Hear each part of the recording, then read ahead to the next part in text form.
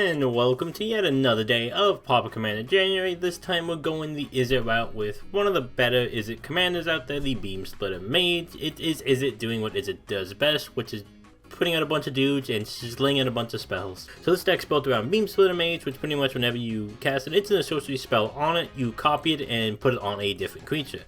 So pretty much this deck is built with a bunch of creatures that use prowess or have effects that proc when you cast a spell, as well as a bunch of just pump spells, removal spells, mana rocks. And though these kind of decks can usually struggle with drawing, we can copy spells that draws cards when they target a monster.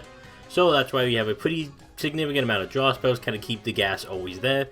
So we can draw a bunch of cards, get a bunch of prowess triggers going, and just do a bunch of damage. Firstly, the mana base, very basic. We don't want to play too many tap lands because we just want as much mana as fast as possible. So only playing like a couple, like Prismaria Campus is good for scrying.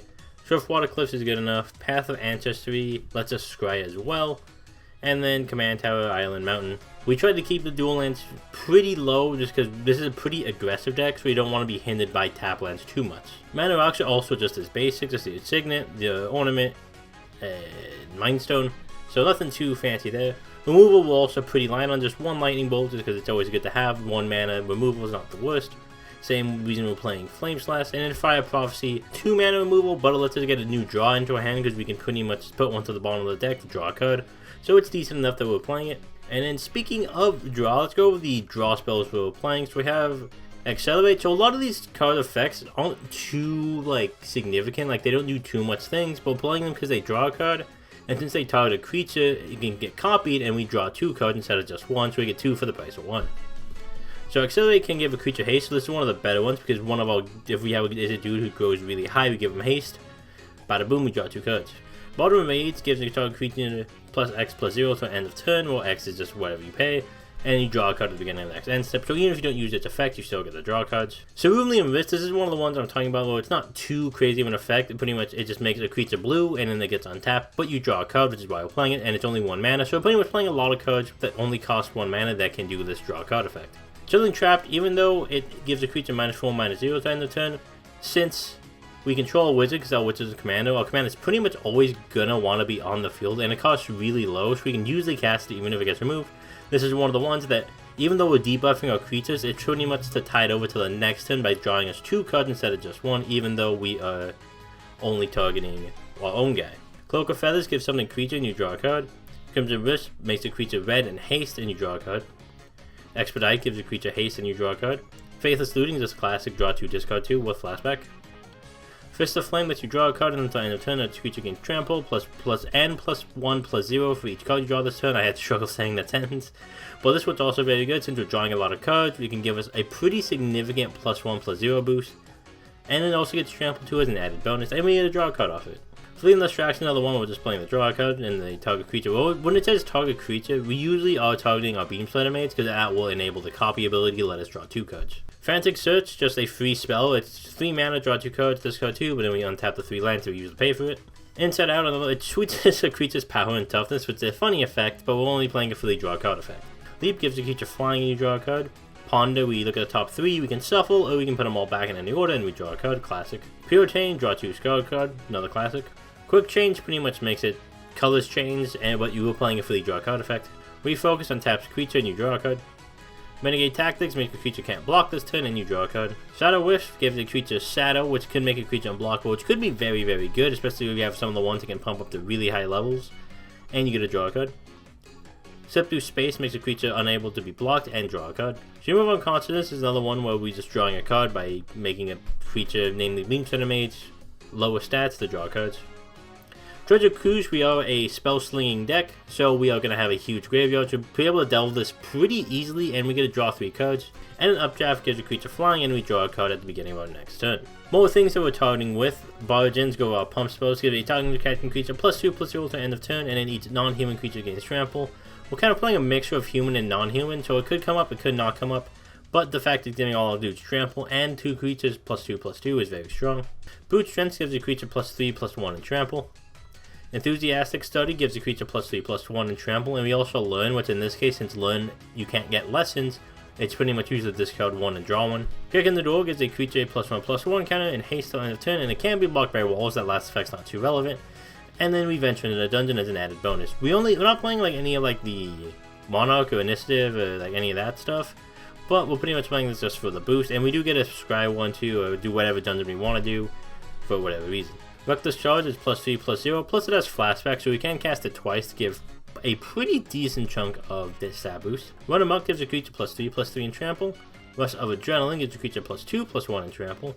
Stolen Vitality gives the creature +3/+1 until end of turn, and that creature gains trample until end of turn as long as it's our turn. But if we ever cast it on the opponent's turn, it also gives it first strike, so it's kind of a nice versatile spell. And in Sudden Breakthrough, target creature gets +2/+0 to in first strike, and then we create a treasure token to help us ramp through more.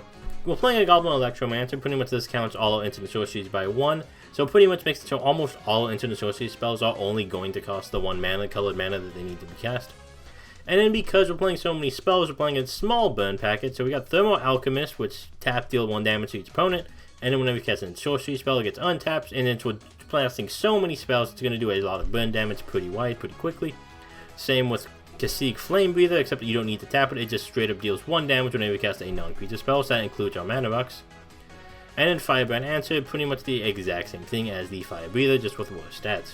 And then we have our payoffs for casting a bunch of spells. These are pretty much all creatures with prowess or pseudo prowess, where they trigger when you cast either an instant sorcery spell or just a non-creature spell.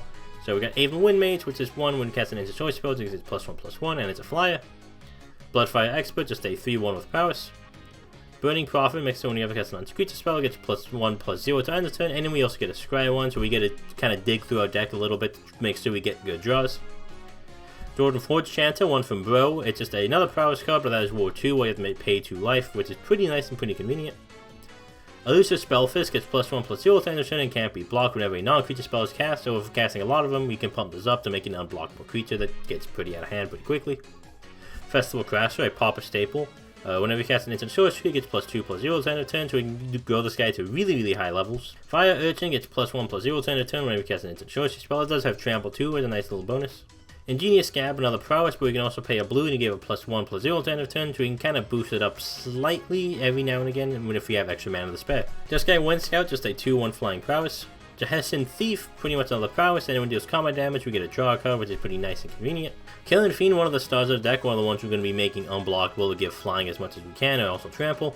And if we cast an instant sorcery, you get +3/+0 to end of turn, so this can get to ludicrous amounts very quickly, especially since our mana curve is so low. We can get this guy out really early and start doing damage really early with it.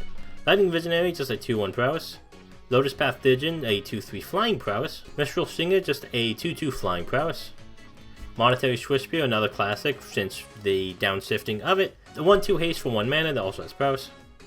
Nivik Cyclops, another one that we're going to want to give unblockable or flying a lot of the time. It's a 1/4 with Defender, but whenever we cast an instant sorcery spell, it gets +3/+0 and can attack as if it didn't have Defender. So it's kind of like Killing Fiend, but a little worse because it's a little more mana and needs a little more color, but pretty much the exact same kind of effect. Firehound, a 2/3 trampler that whenever we cast an instant sorcery spell, instead of just getting the stat boost, it gets a 1/1 counter each time instead. Pyroceratops is pretty much the exact same thing, except it's just for any non-creature spell. Sanguinary Mage is just a 1/3 prowesser.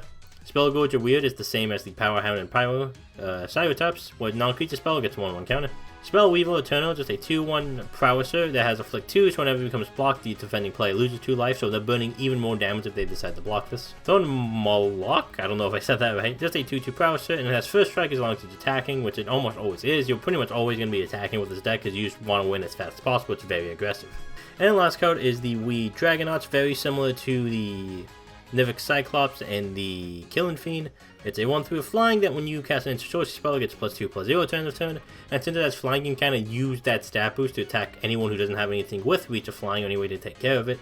So you can do a lot of damage with it since we're copying so many spells, or casting so many spells. So this is a very low to the ground, very aggressive deck. It's a pretty strong, I would probably say even Pauper Dual Commander potentially. I don't play the format personally, but it feels like it could be good in that format because aggro is very good in that format. It's a very quick deck. You can win really quick games with it if you draw like the Killing Fiend early enough because you're drawing so much, you're pumping so much.